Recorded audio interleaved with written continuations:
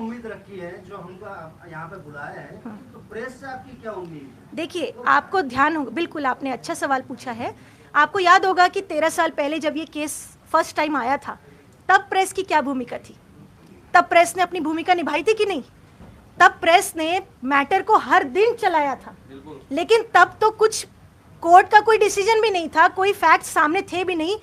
पूरी स्टोरी को picturise visualise करके दिखाते थे। I have seen that time, और रोज मीडिया में चलता था, रोज मीडिया में चलता था कि नहीं? तब आपको किसने बुलाया था? लेकिन तब मीडिया में प्रॉपर ट्रायल चल रहा था, साइड बाय साइड कोर्ट में ट्रायल चल रहा था, मीडिया में भी ट्रायल चल रहा था। तो आज अगर कुछ ऐसे फैक्ट्स हैं जो कि मीडिया को नहीं पता है और अब पता चल रहे हैं, तो मीडिया की क्या उस समय जो जिम्मेदारी थी, क्या आज जिम्मेदारी नहीं है?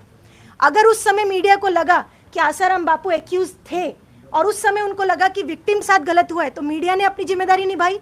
लेकिन आज अगर मीडिया को निष्पक्षता से लगता है कि यहाँ पर आज की स्टेज में आसाराम बापू कहीं विक्टिम तो नहीं है, क्योंकि बहुत बार कई बार ऐसे केसेस आते हैं सामने, 20 साल बाद जाके पता चलता है, हाई कोर्ट या सुप्रीम कोर्ट में जाने के बाद एक्विटल हो जाता है, 20 साल बाद तब जाके पता चलता है कि वो तो उसने कुछ क्राइम किया ही नहीं था, क्योंकि एक कोर्ट का निर्णय फाइनल नहीं होता, ट्रायल कोर्ट का।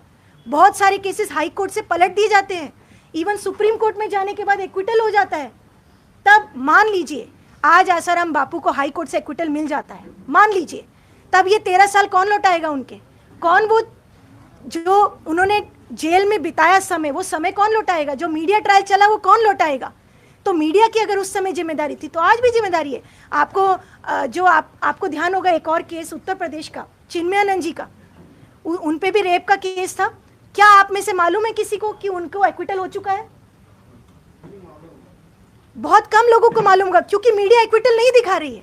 मीडिया उस समय वो केस दिखाती है जो कि हो गया, लेकिन उसका एंड क्या हुआ वो भी मीडिया को दिखाना चाहिए।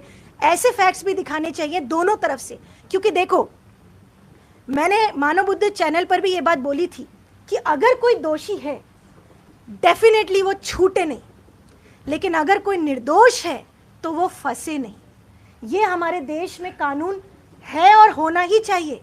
अगर इस दृष्टि से कोर्ट्स चलती हैं तो ही किसी को न्याय मिल पाएगा। अदरवाइज जरूरी नहीं है कि विक्टिम जो कोर्ट के या पुलिस के पेपरों में जिनका नाम विक्टिम है वही विक्टिम में है, वही विक्टिम है। कई बार एक्यूज साइड भी विक्टिम होते हैं अगर फॉल्स केस हो जाए तो।